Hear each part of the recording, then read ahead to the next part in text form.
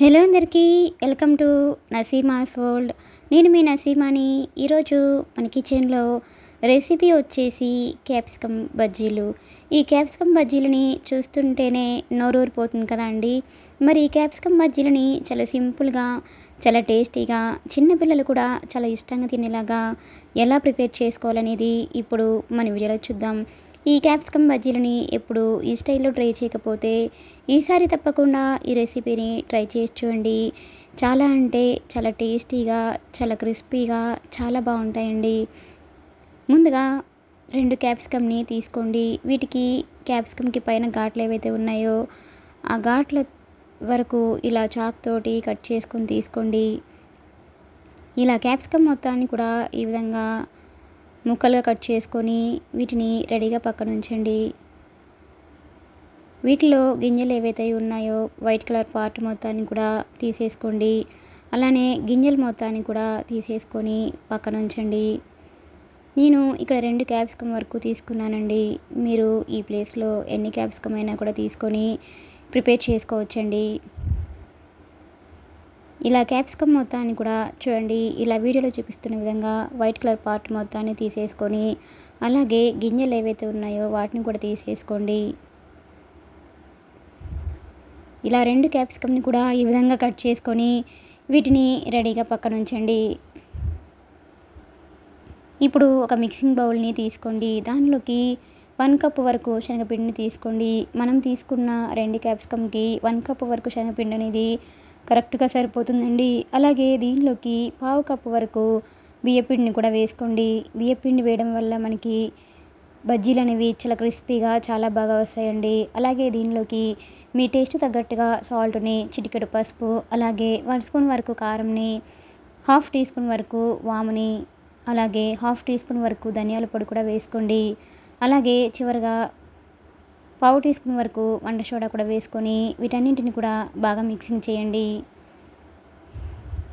ఇవన్నీ కూడా పిండిలో కలిసేటట్లుగా ఇలా ఒకసారి బాగా మిక్సింగ్ చేసుకొని దీనిలోకి వాటర్ని కొంచెం కొంచెంగా వేసుకుంటూ ఎక్కడ పిండి అనేది ఉండలు లేకుండా ఇలా విస్కర్ తోటి బాగా కలపండి. వాటర్ అనేది ఒకేసారి వేయకుండా ఇలా కొంచెం కొంచెంగా వేసుకుంటూ పిండి కన్సిస్టెన్సీ అనేది ఈ విధంగా ఉండేట్లుగా చూసుకోండి.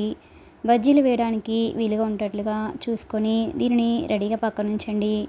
ఇప్పుడు స్టవ్ ఆన్ చేసుకుని కడాయిలోకి డీప్ ఫ్రైకి సరిపడా ఆయిల్ని వేసుకోండి.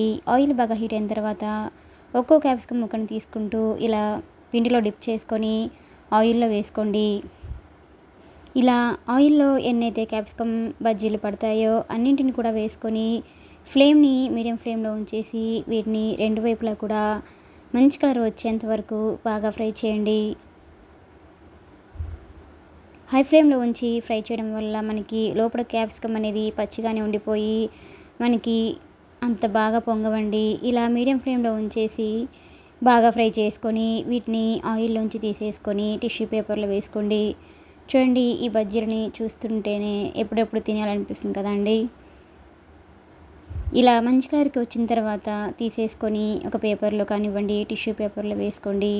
ఇలానే మిగతా క్యాప్సికమ్ బజ్జీలను కూడా ఆయిల్లో వేసుకొని వీటిని కూడా 2 వైపులా కూడా మంచి కలర్ వచ్చేంత వరకు వీటిని కూడా బాగా ఫ్రై చేసుకొని తీసుకోండి. ఈ క్యాప్సికమ్ బజ్జీలని ఈవినింగ్ స్నాక్ టైంలో వేడివేడిగా చేసుకొని తింటే చాలా అంటే చాలా బాగుంటుందండి. ఇలానే అన్ని బజ్జీలను కూడా ప్రిపేర్ చేసుకొని వీటిని ఒక ప్లేట్లోకి తీసుకోండి. అంతేనండి, ఎంతో టేస్టీగా, ఎంతో ఈజీగా ఉండే క్యాప్సికమ్ బజ్జీలు అనేవి మనకి రెడీ అయిపోయినట్లే. ఈ క్యాప్సికమ్ బజ్జీలని ప్లేట్లోకి సర్వ్ చేసుకొని వీటిని ఇలా మధ్యలోకి కట్ చేసుకొని